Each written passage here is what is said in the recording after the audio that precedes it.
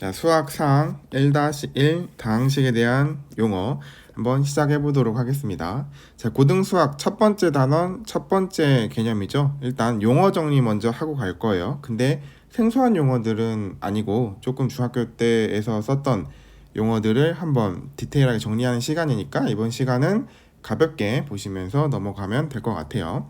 자, 단항식하고 이제 다항식이 있죠. 그래서 단항식은 뭐고 다항식은 뭐냐? 단은 이제 뭐 짧은 거 생각을 하면 되고 단은 이제 항이 많은 거라고 생각을 하면 되는데 단항식은 이제 이런 걸 이야기를 하는 거예요. 이제 공식적인 정의는 문자나 숫자가 이제 곱으로 연결이 되어 있는 하나의 항을 단항식이라고 이야기를 합니다. 그래서 대표적으로 이런 게 있겠죠.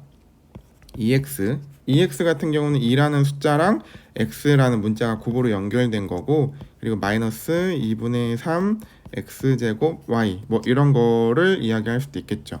그래서 얘는 마이너스 2분의 3이라는 숫자랑 X가 두 번 곱해지고 Y가 한 번 곱해져 있는 숫자 문자 이런 식의 곱으로 이루어져 있는 하나의 항이라고 생각을 할 수 있겠지. 그리고 그냥 뭐 숫자 10 이렇게 써있는 이 숫자 하나만 이루어진 것도 단항식이다 라고 생각을 할 수 있겠어요.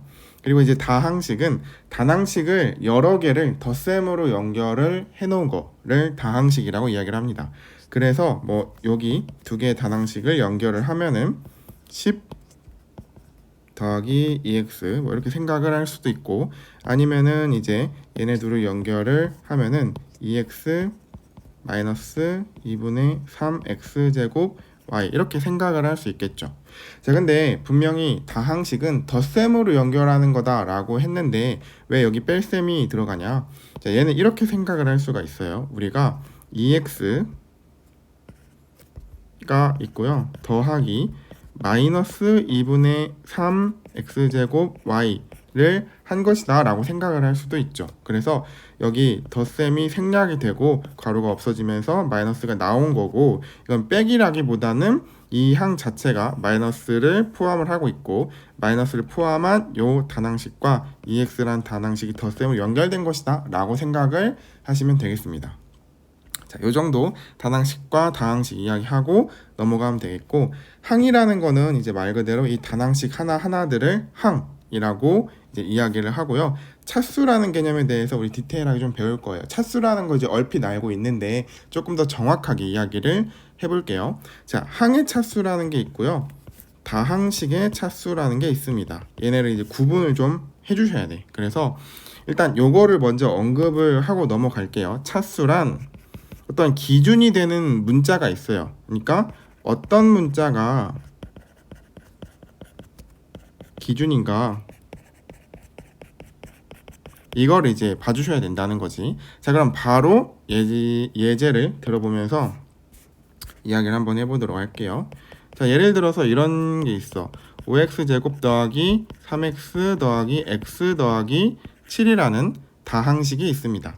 자, 5x제곱 단항식, 3x 단항식, x 단항식, 7 단항식, 얘네 단항식들을 엮어서 다항식이다 이제 앞에서 이야기했었던 거죠. 그리고 요거 하나하나들이 이제 항인데, 자, 항의 차수라고 하면 얘의 차수, 얘의 차수, 얘의 차수, 얘의 차수를 각각 찾을 수가 있는 거예요. 그러니까 요 항의 차수는 몇이냐, 이 항의 차수는 몇이냐, 이 항의 차수, 이 항의 차수는 몇이냐, 각각 다 다를 수 있는 거지. 그래서 어떤 문자가 기준이냐? 자, 여기서는 문자가 당연히 x밖에 없으니까 여기서는 x가 기준이다 라고 생각을 해볼 수 있겠죠.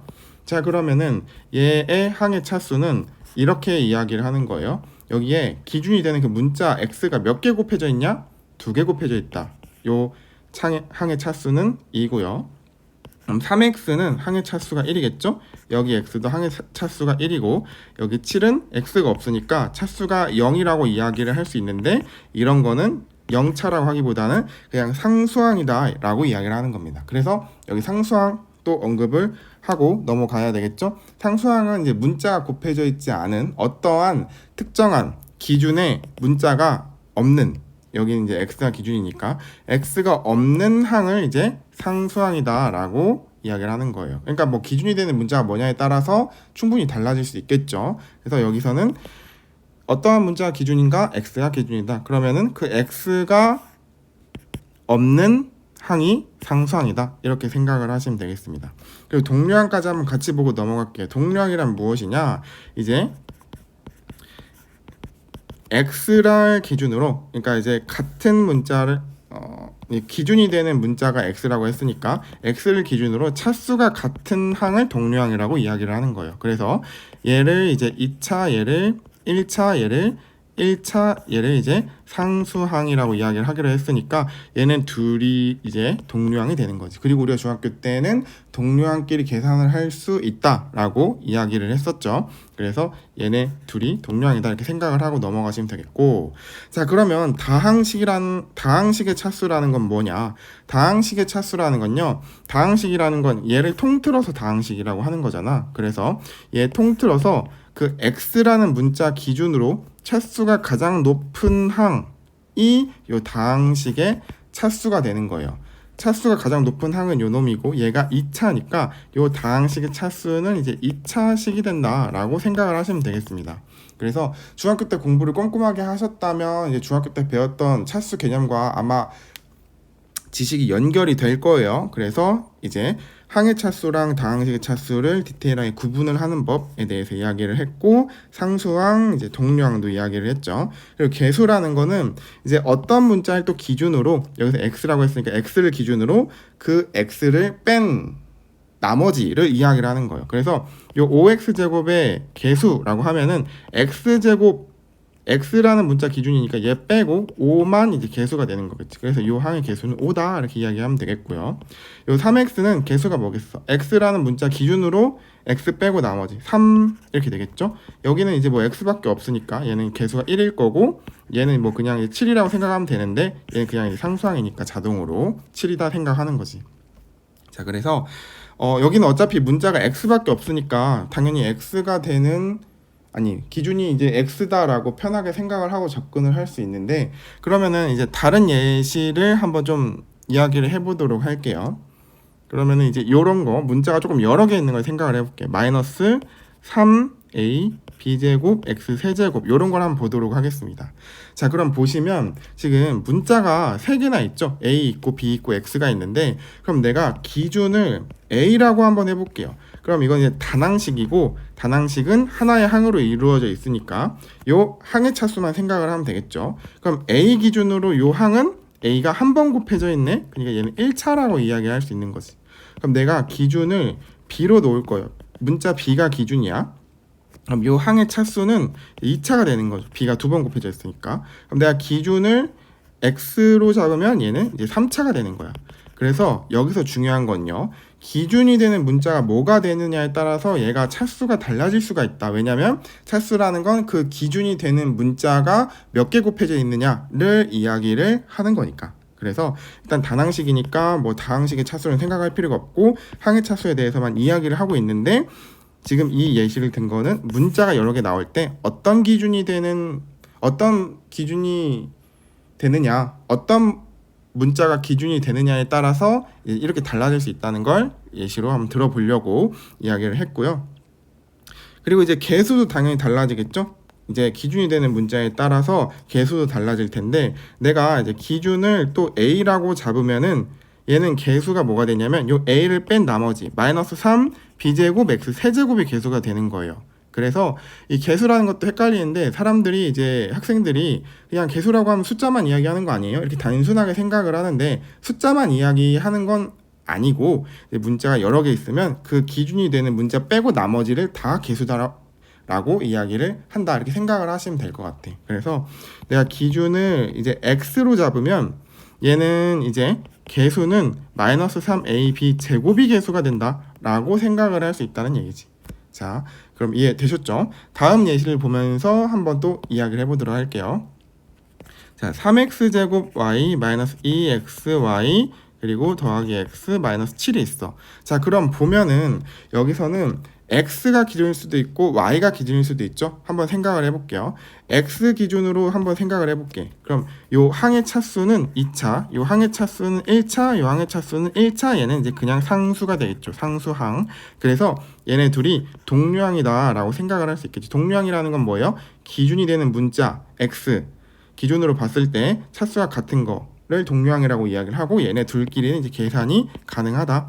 x로 묶어서 마이너스 2y 더하기 1 이렇게 이제 계산을 할 수 있다. 나머지는 이제 이렇게 써줄 수 있겠죠. 그래서 이렇게 생각을 할 수 있고, 그럼 x를 기준으로 얘 개수는 x제곱을 뺀 3y가 되겠고요. 얘 개수는 마이너스 2y가 되겠고, 얘는 이제 그냥 1이 되겠고, 얘는 그냥 뭐 상수항이니까 마이너스 7 이렇게 생각을 할 수 있다 이야기입니다.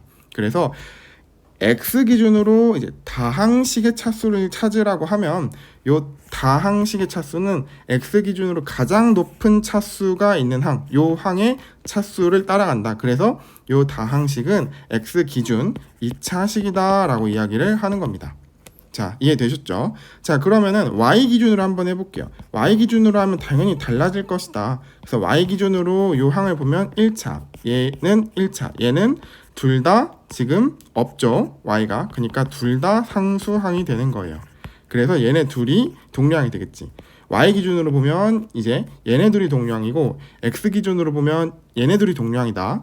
이제 기준이 되는 문자가 무엇이냐에 따라서 달라질 수 있다. 이렇게 꼭 생각을 좀 해주시고, 그럼 y 기준으로 개수를 이야기를 해볼게요. 얘는 3x제곱이 개수가 되는 거고요. 얘는 마이너스 2x가 개수, 그리고 얘네들은 뭐 그냥 상수항이니까 뭐 그대로 이렇게 이제 생각을 할 수 있겠죠.